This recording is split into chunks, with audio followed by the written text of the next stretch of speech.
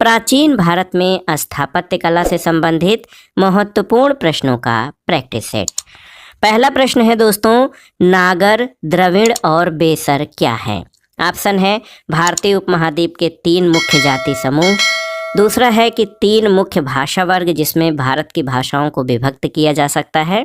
तीसरा है भारतीय मंदिर वास्तु की 3 प्रमुख शैलियाँ, या फिर भारत में प्रचलित 3 मुख्य संगीत घराने। तो सही उत्तर हो जाएगा ऑप्शन सी, भारतीय मंदिर वास्तु की 3 प्रमुख शैलियाँ।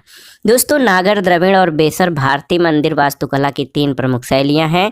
नागर शैली समस्त उत्तरी भारत में प्रचलित है। ओडिशा के मंदिर शुद्ध रूप से इसी शैली के हैं। द्रविड़ शैली का प्रसार दक्षिण भारत में विशेषकर कृष्णा नदी और कुमारी अंतरीप के मध्य में था, और बेसर शैली का विकास नागर और द्रविड़ शैलियों के मिश्रण से हुआ है। अगला प्रश्न है दोस्तों कि किस वंश के राजाओं ने खजुराहो स्थित मंदिरों का निर्माण करवाया था? तो आप बिना विकल्प के भी इस प्रश्न का उत्तर बता सकते हैं कि खजुराहो के मंदिरों का निर्माण चंदेल वंश के शासकों द्वारा कराया गया था। ऑप्शन सी सही उत्तर है। अगला प्रश्न है दोस्तों, खजुराहो का मातंगेश्वर मंदिर समर्पित है किसको? विष्णु को, शिव को, सूर्य को या पार्वती को? तो सही उत्तर है खजुराहो का मातंगेश्वर मंदिर भगवान शिव को समर्पित है। ऑप्शन बी आपका सही उत्तर है। तो याद रखिएगा दोस्तों, खजुराहो का मातंगेश्वर मंदिर भगवान शिव को समर्पित है और इस मंदिर का निर्माण नागर शैली में हुआ है। अगला प्रश्न है, निम्नलिखित में से कौन सा मंदिर खजुराहो में नहीं है? कंदरिया महादेव, 64 योगिनी, दशावतार या चित्रगुप्त? तो सही उत्तर दशावतार मंदिर। दोस्तों, दशावतार मंदिर देवगढ़ ललितपुर उत्तर प्रदेश में है और ये मंदिर गुप्तकालीन है। शेष सभी मंदिर खजुराहो मध्य प्रदेश में है और चंदेल राजाओं द्वारा बनवाए गए हैं। अगला प्रश्न है दोस्तों, सूची 1 का सूची 2 के साथ सुमेलन करिए और दिए गए कोड के साथ सही उत्तर का चयन करिए। स्तूप, तो स्तूप जो है सांची का स्तूप विख्यात है। चित्रकारी, तो बाघ गुफाओं की चित्रकारी प्रसिद्ध है। कनिष्क की सिर विहीन मूर्ति, तो ये मथुरा से प्राप्त हुई है और दशावतार मंदिर आपका देवगढ़ में स्थित है। तो सही विकल्प हो जाएगा 2 1 4 3। यहाँ पर देखिए 2 1 4 3 आपका ऑप्शन बी सही उत्तर हो जाएगा। अगले प्रश्न पर आते हैं। महत्वपूर्ण प्रश्न है, निम्नलिखित में से किसका शिखर द्रविड़ शैली में बना हुआ है? आपको बताना है। बहुत ही महत्वपूर्ण प्रश्न है दोस्तों। इसमें आपको बताना है कि किसका शिखर द्रविड़ शैली में बना है। भीतरगांव मंदिर, ग्वालियर का तेली मंदिर, कंदरिया महादेव मंदिर या ओसिया मंदिर? तो सही उत्तर क्या हो जाएगा? ग्वालियर का तेली मंदिर, ऑप्शन बी। दोस्तों, ग्वालियर के तेली मंदिर का शिखर द्रविड़ शैली में बना है, जबकि अन्य स्थापत्य नागर शैली में बने हैं। इसकी वास्तु शैली में हिंदू और बौद्ध वास्तुकला का मिश्रण है। अगला प्रश्न है, निम्नलिखित में से किस केंद्र में 100 से अधिक बौद्ध गुफाएं हैं? अजंता, कार्ले, कन्हेरी या राजगृह? तो सही उत्तर आपका हो जाएगा कन्हेरी, ऑप्शन सी। दोस्तों, महाराष्ट्र में मुंबई शहर के पश्चिमी क्षेत्र में जो बसा बोरीवली है, इसके उत्तर में कन्हेरी की गुफाएं स्थित हैं। यहाँ पर 100 से अधिक गुफाएं उपलब्ध हैं जिनका निर्माण प्रथम शताब्दी ईसा पूर्व में किया गया था। अगले प्रश्न पर आते हैं। आबू का जैन मंदिर किससे बना है? तो ऑप्शन है आपके बलुआ पत्थर, चूना पत्थर, ग्रेनाइट या संगमरमर से? तो सही उत्तर है संगमरमर से बना हुआ है माउंट आबू का जैन मंदिर। दोस्तों, आबू के दिलवाड़ा जैन मंदिर संगमरमर के बने हैं, जिनमें से बिमल वशाही मंदिर का निर्माण गुजरात के सोलंकी शासक भीमदेव प्रथम के सामंत बिमल शाह के द्वारा कराया गया था। अगला प्रश्न है दोस्तों, एलिफेंटा के प्राचीन स्मारक हैं बौद्ध, जैन, शैव या फिर वैष्णव? इनमें से कोटों की सहायता से आपको बताना है। तो इसमें सही उत्तर क्या हो जाएगा? दोस्तों, बौद्ध और शैव। देखिए, ऑप्शन डी सही उत्तर हो जाएगा। 1 और 3 कैसे? तो एलिफेंटा से 7 गुफा मंदिर प्राप्त हुए हैं, जिसमें हिंदू मंदिर मुख्यतः शिव से संबंधित मूर्तियां हैं और साथ ही यहाँ 2 बौद्ध गुफाएं भी हैं। तो ऑप्शन डी आपका सही उत्तर है। अगला प्रश्न है, एलिफेंटा के प्रसिद्ध शैल को काटकर बनाए गए मंदिरों का श्रेय दिया जाता है किसको?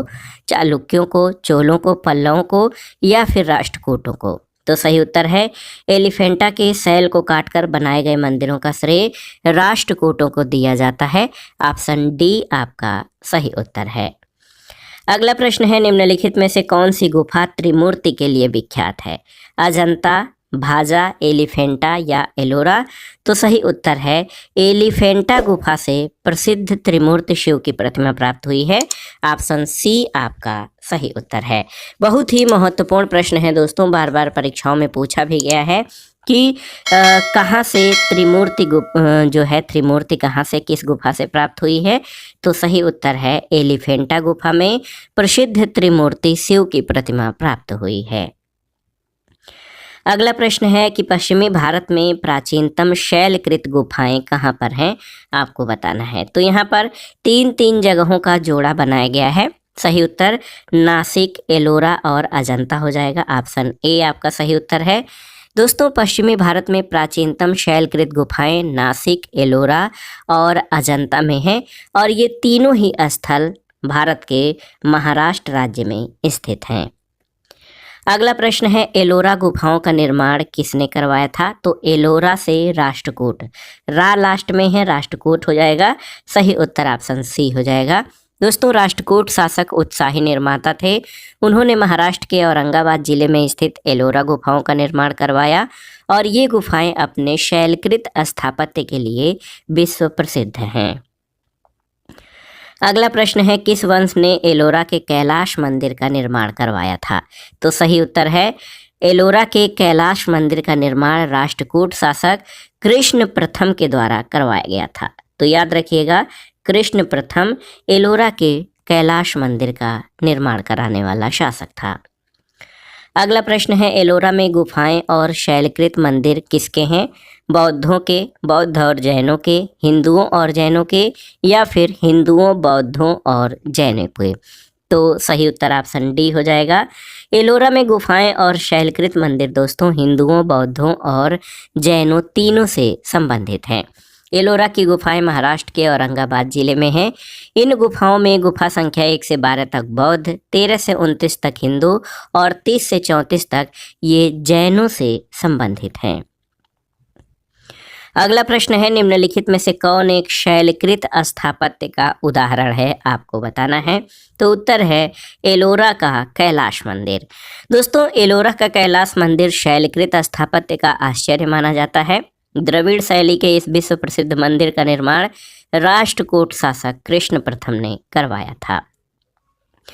अगला प्रश्न है, किस धर्म को राष्ट्रकूटों का संरक्षण प्राप्त था? आपको बताना है। तो सही उत्तर है जैन धर्म को, ऑप्शन बी।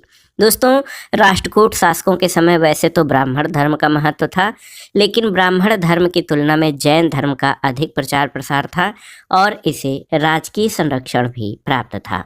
तो याद रखिएगा, राष्ट्रकूटों का संरक्षण जैन धर्म को प्राप्त था। अगला प्रश्न है दोस्तों, अजंता की कला को इनमें से किसने प्रश्रय या सहायता दिया था? आपको बताना है। चालुक्य, पल्लव, वाकाटक या गंग ने? तो सही उत्तर क्या हो जाएगा? पहले व्याख्या देखिए। दोस्तों, अजंता की गुफाएं औरंगाबाद महाराष्ट्र में स्थित हैं। ये गुफाएं वाकाटक, गुप्त आदि शासकों के काल में निर्मित कराई गई थीं। तो महत्वपूर्ण प्रश्न इसमें है और आप जान लीजिए, इसमें चालुक्य और वाकाटक दोनों ही हो जाएंगे। ए और सी दोनों ही इस प्रश्न के उत्तर में आ जाएंगे, क्योंकि अजंता की जो कला है काफ़ी लंबे समय तक विकसित हुई है। इसका निर्माण काफ़ी लंबे समय तक हुआ था और आप जान लीजिए कि ये गुफाएं वाकाटक, गुप्त आदि शासकों के काल में निर्मित हुई थीं। अगला प्रश्न है, कोणार्क का सूर्य मंदिर किसने बनवाया था? आपको बताना है। तो शासक का नाम है नरसिंह देव बर्मन। देखिए, नरसिंह देव बर्मन ने पुरी स्थित कोणार्क के विशाल सूर्य मंदिर का निर्माण करवाया था। अगला प्रश्न है दोस्तों, किसे काला या श्याम पैगोडा के नाम से जाना जाता है? शोर मंदिर, खजुराहो का मंदिर, कोणार्क का सूर्य मंदिर या देवगढ़ का मंदिर? तो सही उत्तर कोणार्क का सूर्य मंदिर। इसे ब्लैक पैगोडा या काला पैगोडा के नाम से जाना जाता है। अगला प्रश्न है दोस्तों, मोढेरा का सूर्य मंदिर किस राज्य में स्थित है? तो मोढेरा का सूर्य मंदिर गुजरात में स्थित है। ऑप्शन बी आपका सही उत्तर है और इसका निर्माण सोलंकी वंश के राजा भीमदेव प्रथम के द्वारा कराया गया था। अगला प्रश्न है, लिंगराज मंदिर कहाँ पर स्थित है? आपको बताना है। तो सही उत्तर भुवनेश्वर में स्थित है लिंगराज मंदिर। दोस्तों, लिंगराज मंदिर ओडिशा के भुवनेश्वर में स्थित है। इस मंदिर की शैली नागर शैली का सर्वोत्तम उदाहरण है। अगला प्रश्न बहुत ही आसान सा है कि जगन्नाथ मंदिर आपको बताना है किस राज्य में स्थित है? तो सही उत्तर है जगन्नाथ मंदिर ओडिशा के पुरी जिले में स्थित है। ऑप्शन बी आपका सही उत्तर है और इस राज्य में प्रसिद्ध लिंगराज मंदिर भुवनेश्वर और कोणार्क सूर्य मंदिर पुरी में स्थित है। अगला प्रश्न है दोस्तों, भुवनेश्वर और पुरी के मंदिर किस शैली में निर्मित हैं? आपको बताना है। तो सही उत्तर है नागर। यहाँ पर ऑप्शन ए आपका सही उत्तर हो जाएगा। लिंगराज मंदिर भुवनेश्वर और कोणार्क सूर्य मंदिर पुरी ये नागर शैली में निर्मित हैं। अगला प्रश्न है दोस्तों, जगन्नाथपुरी मंदिर के गर्भगृह में भगवान जगन्नाथ, सुभद्रा और बलभद्र की मूर्तियां बनी हुई हैं किसकी? पत्थर की, धातु की, लकड़ी की या फिर कांच की? तो सही उत्तर क्या हो जाएगा? लकड़ी की। ऑप्शन सी आपका सही उत्तर है। दोस्तों, जगन्नाथपुरी मंदिर के गर्भगृह में भगवान जगन्नाथ, बलभद्र और सुभद्रा की मूर्तियां काष्ठ निर्मित यानी लकड़ी की हैं। ऐसी मान्यता है कि इन मूर्तियों का निर्माण स्वयं भगवान विष्णु द्वारा बढ़ई के रूप में किया गया था। अगला प्रश्न है, द्रविड़ शैली के मंदिरों में गोपुरम का तात्पर्य क्या है? तो आप जानते भी होंगे दोस्तों, गोपुरम तोरण के ऊपर बने अलंकृत और बहुमंजिला भवन को तोरण कहा जाता है। पांड्यों के राज्यकाल में द्रविड़ शैली पनपती रही थी। पांड्य काल में मंदिर छोटे होते थे लेकिन उनके प्रांगण के चारों ओर अनेक प्राचीर बनाए जाते थे। ये प्राचीर सामान्य होते थे लेकिन इनके प्रवेश द्वार, जिन्हें गोपुरम कहा जाता था, भव्य और विशाल और प्रचुर मात्रा में शिल्पकारिता से अलंकृत होते थे। पांड्यकालीन वास्तुकला की विशेषता मंदिर नहीं अपितु गोपुरम है। अगला प्रश्न है दोस्तों, महाबलीपुरम में रथ मंदिरों का निर्माण किसके द्वारा करवाया गया था? चोलों के द्वारा, पल्लवों द्वारा, चेदियों के द्वारा या चालुक्यों के द्वारा? तो सही उत्तर महाबलीपुरम के रथ मंदिर का निर्माण पल्लव शासकों के द्वारा कराया गया था। तो याद रखिएगा, महाबलीपुरम में जो रथ मंदिर हैं उनका निर्माण पल्लव शासकों के द्वारा कराया गया और रथ मंदिर जो हैं वो एकाश्म पत्थर से निर्मित हैं। अगला प्रश्न है, निम्नलिखित में से कौन सा रथ मंदिर सबसे छोटा है? द्रौपदी रथ, भीम रथ, अर्जुन रथ या धर्मराज रथ? तो सही उत्तर है दोस्तों द्रौपदी रथ जो है ये सबसे छोटा है। पल्लव कालीन जो मंदिर हैं, मामल्ल शैली में बने मंदिर या रथ हैं, ये एकाश्मक मंदिरों में द्रौपदी रथ सबसे छोटा है। इसमें किसी प्रकार का अलंकरण नहीं मिलता और ये सिंह और हाथी जैसे पशुओं के आधार पर टिका हुआ है। अगला प्रश्न है कि प्राचीन नगर तक्षशिला निम्नलिखित में से किसके बीच स्थित था? आपको बताना है। तो सही उत्तर तक्षशिला सिंधु और झेलम नदियों के बीच। ऑप्शन ए आपका सही उत्तर है। बहुत ही महत्वपूर्ण प्रश्न है दोस्तों आप सभी के लिए।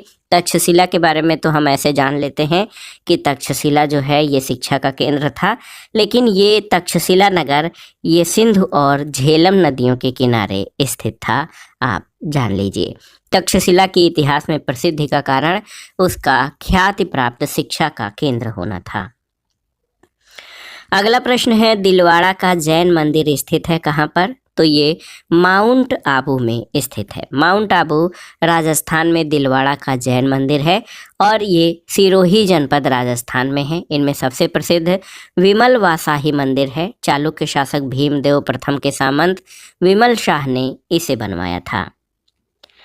अगला प्रश्न है प्रसिद्ध विरूपाक्ष मंदिर कहाँ पर स्थित है?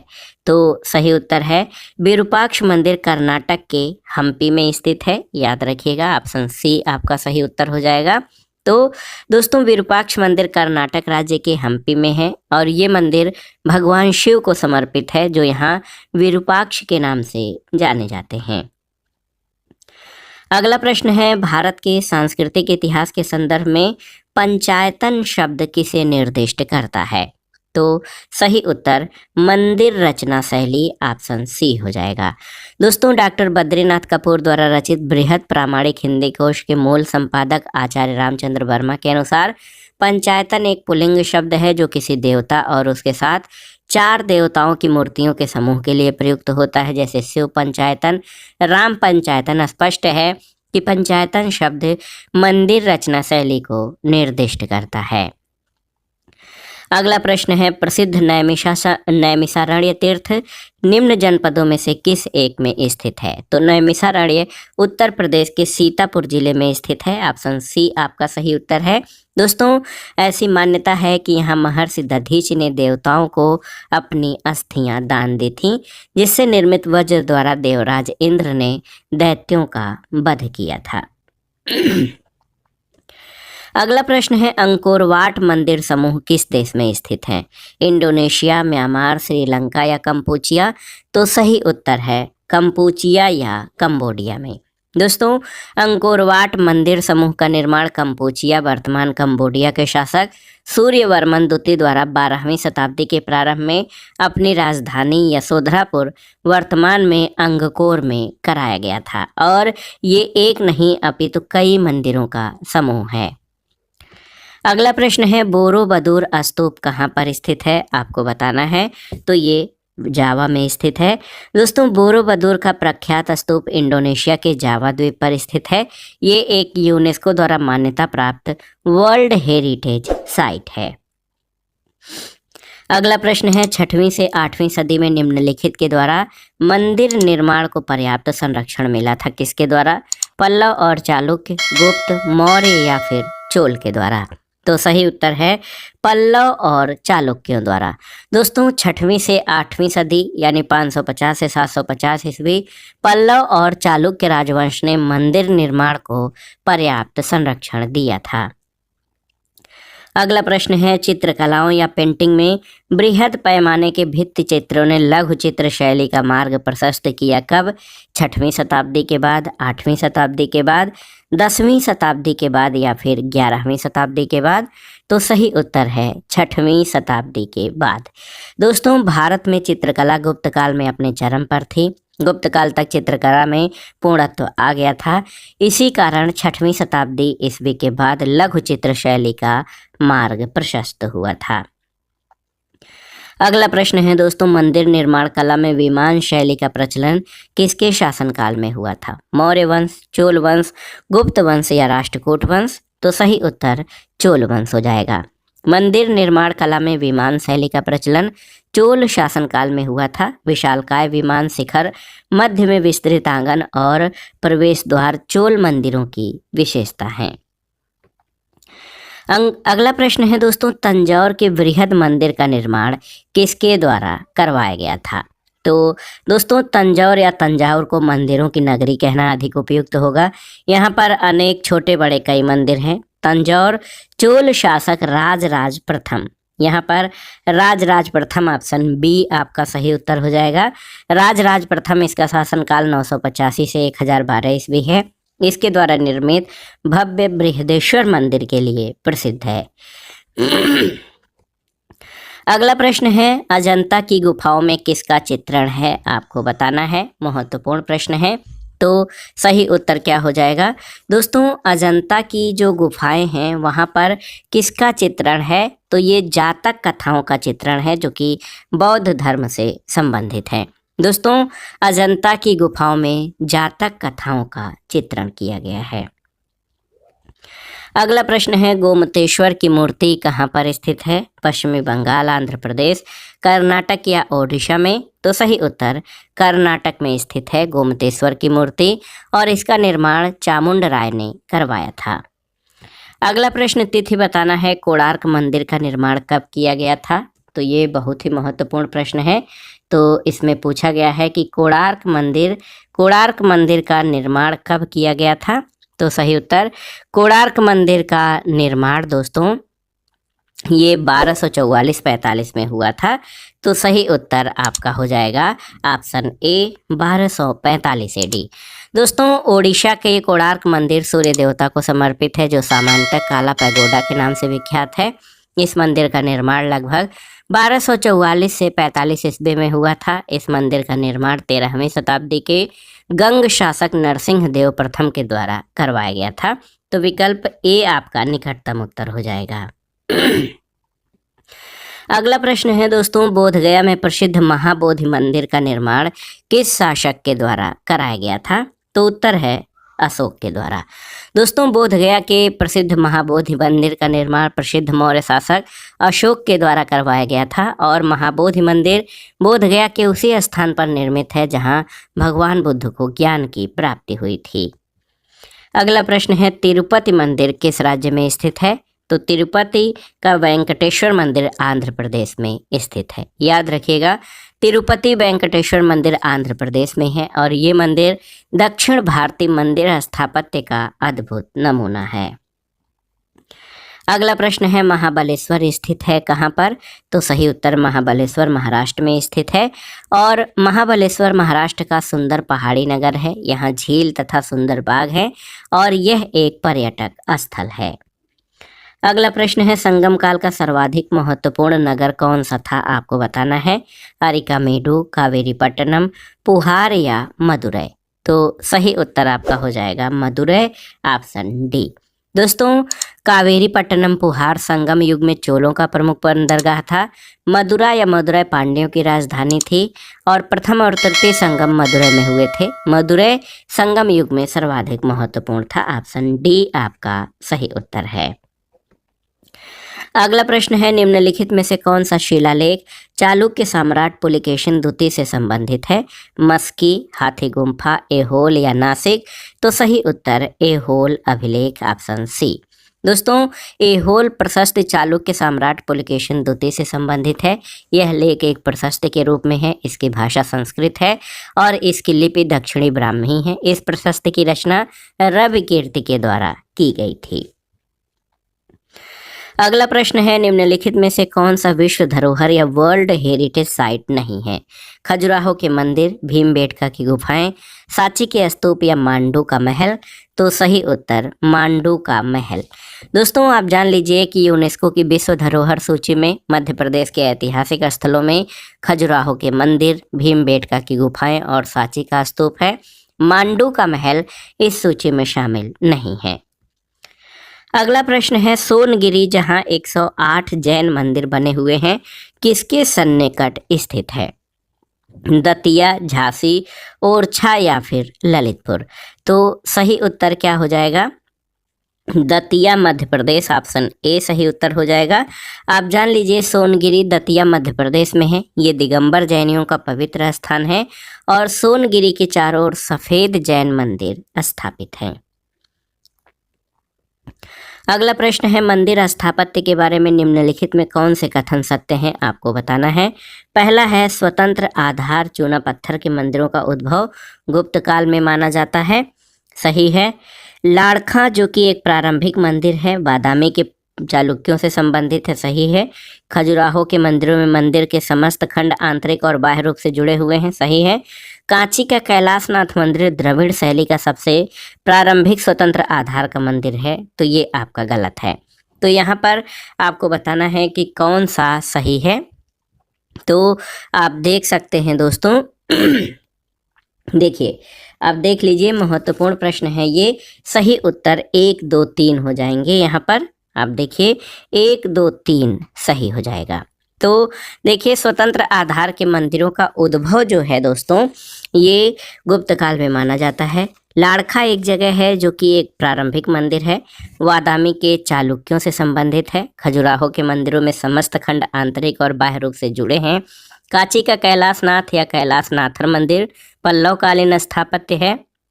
और ये मंदिर राज सिंह शैली के चरमोत्कर्ष को व्यक्त करता है। इसमें द्रविड़ शैली के समस्त लक्षण विद्यमान है, लेकिन ये द्रविड़ शैली का सबसे प्रारंभिक स्वतंत्र आधार मंदिर नहीं है। इसका निर्माण नरसिंह वर्मन द्वितीय या राज सिंह के समय में प्रारंभ हुआ और इसके उत्तराधिकारी महेंद्र वर्मन द्वितीय के समय रचना पूर्ण हुई थी। अगला प्रश्न है, निम्नलिखित नगरों में से किस एक के निकट पलिताड़ा मंदिर स्थित है? आपको बताना है। तो पलिताड़ा मंदिर भावनगर में स्थित है। दोस्तों आप जान लीजिए, पलिताड़ा का पवित्र जैन मंदिर गुजरात के भावनगर जिले की शत्रुंजय पहाड़ियों पर अवस्थित है और ये मंदिर जैन तीर्थंकर आदिनाथ को समर्पित है। अगला प्रश्न है दोस्तों, प्राचीन भारत में गुप्त काल से संबंधित गुफा चित्रांकन के केवल 2 उदाहरण उपलब्ध हैं। इनमें से एक अजंता की गुफाओं में किया गया चित्रांकन है। गुप्त काल के चित्रांकन का दूसरा अवशिष्ट किस स्थान पर उपलब्ध है? बाघ गुफाएं, एलोरा गुफाएं, लोमस ऋषि की गुफा या नासिक गुफाएं?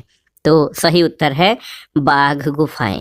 दोस्तों गुप्त काल में गुफा चित्रांकन का दूसरा उदाहरण बाघ की गुफाएं हैं, जिनकी तिथि गुप्तकालीन है और इन गुफाओं के चित्र लोक जीवन से संबंधित हैं, जहां पर अजंता गुफाओं के चित्र बौद्ध धर्म से संबंधित हैं, जबकि लोमस ऋषि की गुफा मौर्यकालीन है, जो कि बराबर की पहाड़ियों में स्थित है, जो बिहार के जहानाबाद जिले में है, और नासिक गुफाएं सातवाहन काल की हैं।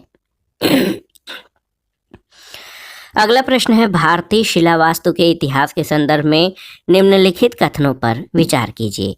यहाँ पर 3 कथन आपके दिए गए हैं, इसमें से आपको बताना है कि कौन से कथन सही हैं। देखिए, बादामी की गुफाएं भारत की प्राचीनतम अवशिष्ट शैलकृत गुफाएं हैं, सही नहीं है। बराबर की शैलकृत गुफाएं सम्राट चंद्रगुप्त मौर्य द्वारा मूलतः आजीविकों के लिए बनवाई गई थी, ये भी सही नहीं है। और एलोरा में गुफाएं विभिन्न धर्मों के लिए बनाई गई थी, तो केवल 3 आपका सही उत्तर है।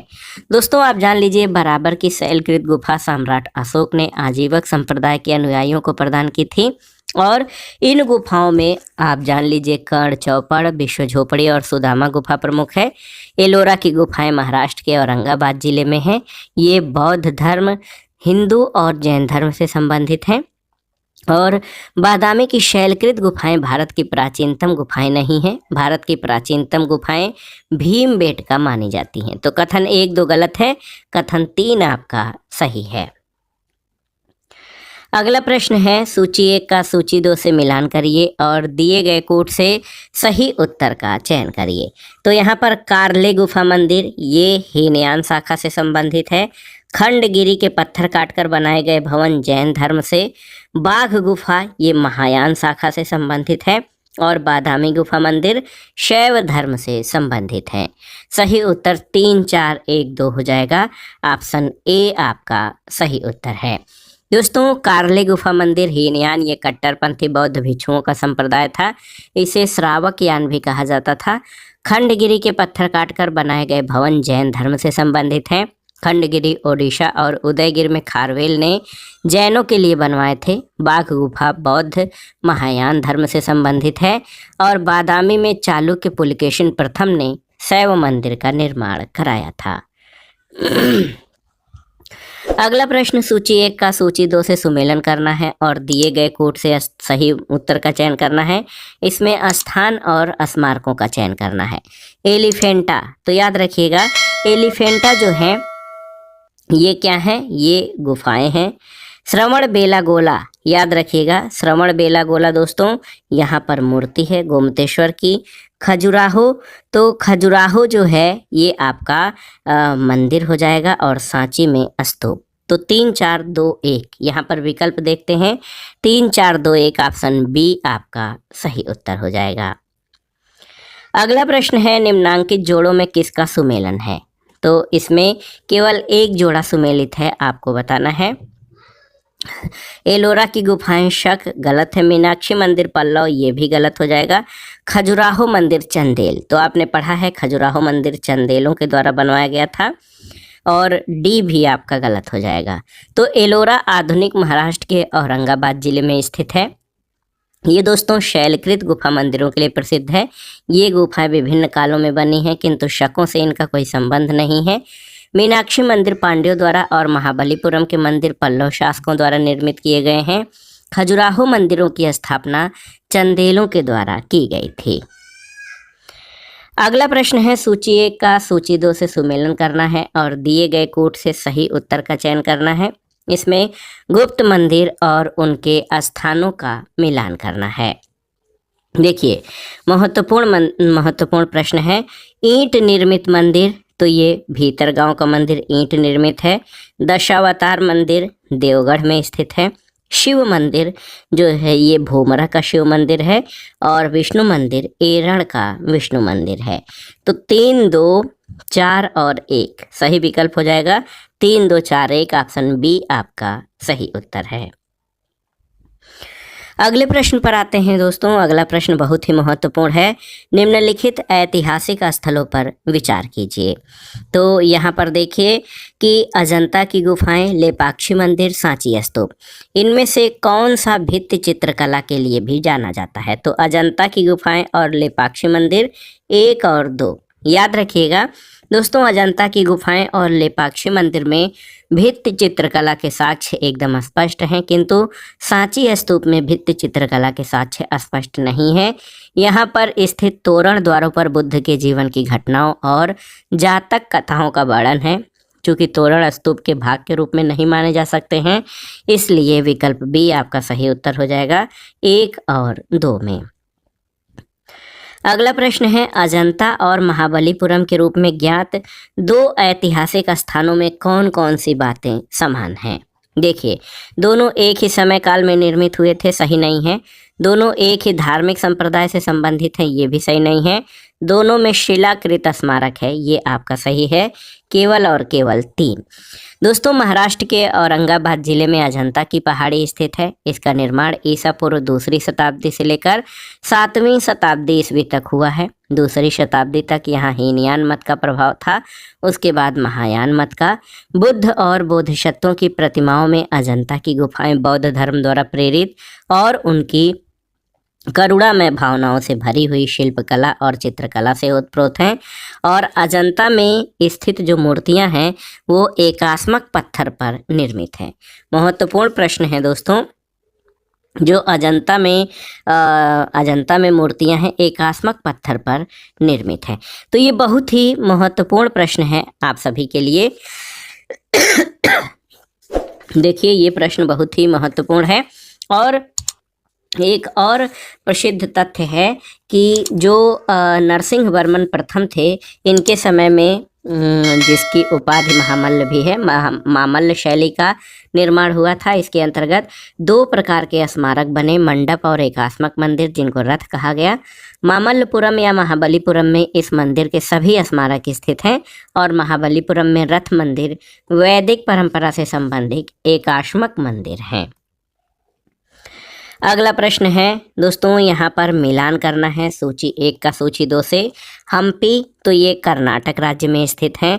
नागार्जुनी कोंडा आंध्र प्रदेश राज्य में। शिशुपालगढ़ आपका ओडिशा में स्थित है। और अरिकामेडु पुडुचेरी। 2, 3, 4 और 1 ऑप्शन ए आपका सही उत्तर हो जाएगा। अगला प्रश्न है दोस्तों, ओडिशा में नष्ट होने से बचे निम्नांकित मंदिरों में सबसे बड़ा और सबसे ऊंचा मंदिर कौन सा है, आपको बताना है। ये प्रश्न भी बहुत ही महत्वपूर्ण है। सही उत्तर लिंगराज मंदिर। दोस्तों, ओडिशा के नष्ट होने से बचे जो मंदिर हैं, सबसे बड़ा और सबसे ऊंचा लिंगराज मंदिर है। इसका शिखर 180 फीट ऊंचा है। इसके शिखर पर आमलक और कलश है और इसके जगमोहन की छत पिरामिड आकार की है। और लिंगराज मंदिर ये शुद्ध नागर शैली में बना हुआ है। अगला प्रश्न है, महाबलीपुरम का सप्तरथ मंदिर बनवाया गया था किसके द्वारा? तो सही उत्तर है नरसिंह वर्मन के द्वारा। दोस्तों, पल्लव शासक नरसिंह वर्मन प्रथम, जिसका शासनकाल 630 से 668 ईस्वी है, इसके समय में मामल्ल शैली का विकास हुआ और इसके काल तक यहाँ 2 प्रकार के स्मारक बने, मंडप और एकास्मक मंदिर, जिनको कि रथ कहा जाता है। तो सही उत्तर मामल्लपुरम में इस शैली के प्रमुख स्मारक हैं। सप्तरथ मंदिर नरसिंह वर्मन प्रथम द्वारा बनवाया गया था और इन रथों को सप्त पैगोडा भी कहा जाता है। अगला प्रश्न है दोस्तों, निम्नलिखित मंदिरों के कालानुक्रम में व्यवस्थित कीजिए और नीचे दिए गए कोट से सही उत्तर का चयन करिए। तो यहाँ पर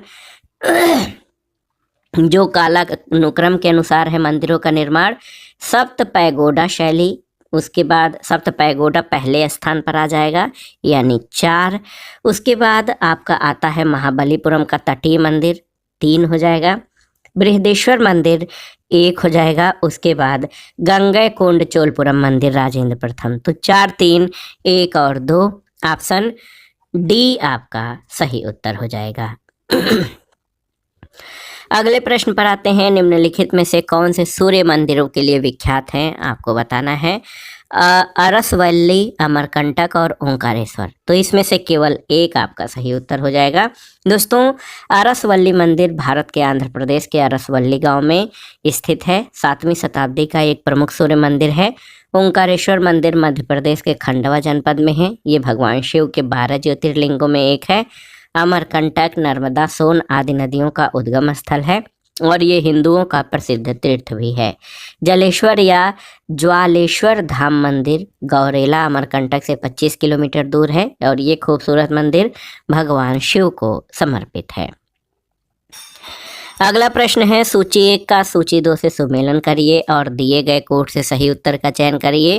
तो नालंदा ये विश्वविद्यालय यानी शिक्षा का केंद्र, सारनाथ अशोक स्तंभ, सांची स्तूप और कोणार्क सूर्य मंदिर के लिए विख्यात है। 2, 1, 4, 3 यहाँ पर देखिए 2, 1, 4, 3 ऑप्शन बी आपका सही उत्तर हो जाएगा। अगला प्रश्न और इस वीडियो का आखिरी प्रश्न है दोस्तों, भारत के कला और पुरातात्विक इतिहास के संदर्भ में निम्नलिखित में से किस एक का सबसे पहले निर्माण किया गया था? भुवनेश्वर स्थित लिंगराज मंदिर, धौली स्थित शैलकृत हाथी, महाबलीपुरम स्थित शैलकृत स्मारक या उदयगिर स्थित वाराह मूर्ति। तो सही उत्तर है धौली स्थित शैलकृत हाथी। दोस्तों, भुवनेश्वर स्थित लिंगराज मंदिर नागर शैली में बना है। लिंगराज मंदिर भुवनेश्वर का मुख्य मंदिर 7वीं शताब्दी में ललाटे डुकेसरी ने बनाया था, जबकि इसके वर्तमान स्वरूप का निर्माण जजाति केसरी ने 11वीं शताब्दी में कराया था। धौली स्थित शैलकृत हाथी का निर्माण 3री शताब्दी ईसा पूर्व में मौर्य सम्राट अशोक के समय में हुआ और महाबलीपुरम में स्थित शैलकृत स्मारक का निर्माण पल्लवों के शासनकाल में 7वीं शताब्दी में हुआ है, जबकि उदयगिरि के वाराह मूर्ति का निर्माण गुप्त काल में हुआ है। तो सही उत्तर सबसे पहले धौली स्थित शैलकृत हाथी का निर्माण हुआ है। तो दोस्तों, ये था आज का वीडियो देखने के लिए धन्यवाद दोस्तों, नमस्कार।